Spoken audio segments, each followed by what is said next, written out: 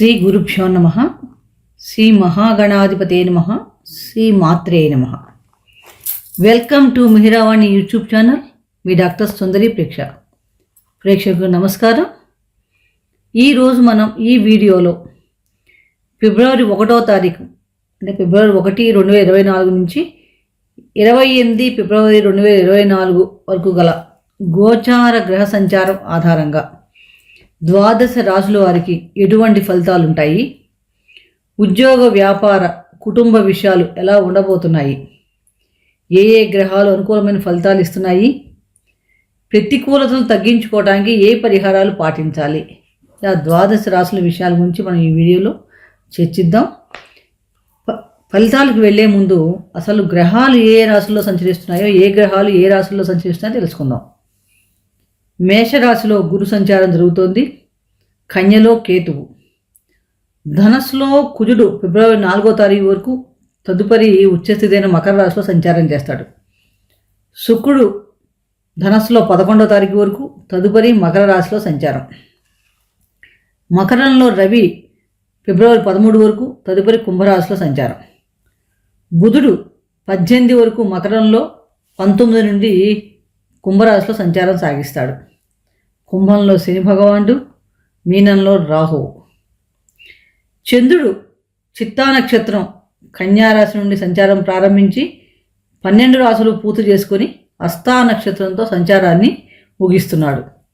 ఇటువంటి గోచార గ్రహస్థితి ఆధారంగా ద్వాదశ రాశుల వారికి ఈ ఫిబ్రవరి మాసంలో ఎలా ఉండబోతోంది అనే విషయాల్ని మనం ఈ వీడియోలో తెలుసుకుందాం. ఒక్కొక్క రాశి గురించి తెలుసుకుందాం. చక్కగా అన్నీ విని ఆ పరిహారాలను చక్కగా పాటించండి అందరూ కూడా. తులారాశి.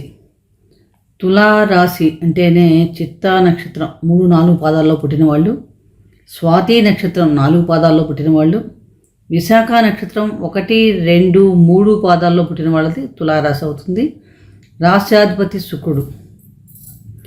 ఫిబ్రవరి నెల గోచారంలో రాష్ట్రాధిపతి శుక్రుడు తృతీయ, చతుర్థ స్థానాల్లో సంచారం చేస్తున్నాడు. అలాగే పంచమంలో శని, షష్ఠ రాహు, చతుర్థంలో రవి, బుధ, కుజ సంచారం, సప్తమంలో గురువు, వ్యయంలో కేతువు. ఈ సంచారం వలన చాలా వరకు వీరికి అనుకూలమైన ఫలితాలే గోచరిస్తున్నాయని చెప్పవచ్చు. కొన్ని విషయాల్లో అయితే చాలా అద్భుతంగా కూడా ఉండబోతోంది.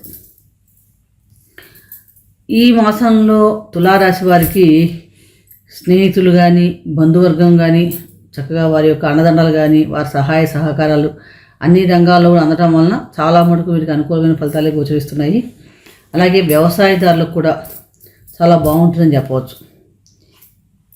ఈ నెల ప్రారంభంలో రవి, బుధుల దృష్టి దశమ భావంపై ఉండటం వలన, రవి లాభాధిపతి, ఇక్కడ బుధుడు వ్యయాధిపతి, భాగ్యాధిపతి కూడా అయ్యి దశమ భావంపై ఉండటం వల్ల ఉద్యోగంలో మీ పనికి గుర్తింపు వస్తుంది. అంటే మీరు చేసిన పనికి ఇప్పటిదాకా ఏ పని చేసుకుంటారో వాడికి దానికి తగ్గ సత్కారం లభించడం కానీ, దానికి సంబంధించిన అవార్డు ఇవ్వటం కానీ, గుర్తింపు కానీ లభించే అవకాశం ఎక్కువగా ఉంది. ఈ మాసంలో మీరు పనికి కూడా ఎక్కువ ప్రాధాన్యత ఇస్తారు. చాలా వరకు ఈ మాసం అంతా కూడా మీరు చాలా క్రమశిక్షణతో పనిచేస్తారు. అలాగే మిమ్మల్ని ఎవరైతే ప్రేమిస్తారో వారి కోరికలన్నీ తీర్చడానికే ప్రయత్నిస్తారన్నమాట. పారిశ్రమ రంగాల్లో ఉన్న వారికి కూడా గతంలో ఉన్న సమస్యలు ఏమన్నా ఉండుంటే ఆ సమస్యలను చక్కగా తీరతాయి. ధైర్యంగా కొత్త పనులు కూడా చేపడతారు. న్యాయపరమైన సమస్యలు కూడా ఈ మాసంలో చక్కగా మీరు అధిగమిస్తారని చెప్పవచ్చు. అన్ని కార్యక్రమాలు తలపెట్టిన సకార్యాలన్నీ కూడా సకాలంలో పూర్తి చేస్తారు. గృహంలో వాతావరణం చాలా సంతోషకరంగా ఉంటుంది. ఇక్కడ మనకి ద్వితీయ సప్తమాధిపతి అయిన కుజుడు ఉచ్చరాశిలో సంచారం లాభాధిపతితో కలిసి దానివల్ల వృత్తి వ్యాపారాలు చాలా బాగుంటాయని చెప్పవచ్చు. అంటే ఈ మాసంలో మీరు ఆర్థికంగా చాలా బలోపేతం అవుతారని చెప్పవచ్చు. కానీ పరిభారం మటు కొంచెం పెరుగుతుంది. అలాగే ఆర్థికంగా ఎంత బాగుంటారో ఖర్చులు కూడా అంత ఊహించిన విధంగా కూడా ఉంటాయి. ఈ మాసంలో తులారాశి వారికి ప్రయాణాలు ఉంటాయి. ద్వితీయ సప్తమాధిపతి చతుర్థంలో ఉచ్చరాశిలో సంచారం వలన ఆకస్మిక ధనలాభాలు, స్థిరాస్తుల వలన కలిగే అవకాశాలు ఉన్నాయి. అంటే మీ స్థిరాస్తి మీద పెట్టుబడులు కొంచెం పెరిగే అవకాశాలు కనిపిస్తున్నాయి. అలాగే గృహంలో కూడా ఏమైనా ఆగిపోయిన పనులు ఏమైనా ఉంటే అవన్నీ కూడా పూర్తి చేస్తారు. ఈ సమయంలో చేసే వ్యాపార ఒప్పందాలు చక్కగా లాభిస్తాయని చెప్పవచ్చు. ఆరోగ్యపరంగా కూడా ఈ మాసంలో చూస్తే కనుక కొంచెం హెచ్చుతగ్గులు కానీ మిశ్రమ ఫలితాలు గోచరిస్తున్నాయి. పిల్లల చదువు ఉద్యోగ ప్రయత్నాల కోసం ధనం అధికంగా ఖర్చు చేయవలసిన పరిస్థితి ఏర్పడుతుంది. విద్యార్థులకు మటుకు ఈ మాసం అంతా చక్కగా అనుకూలంగా ఉంది.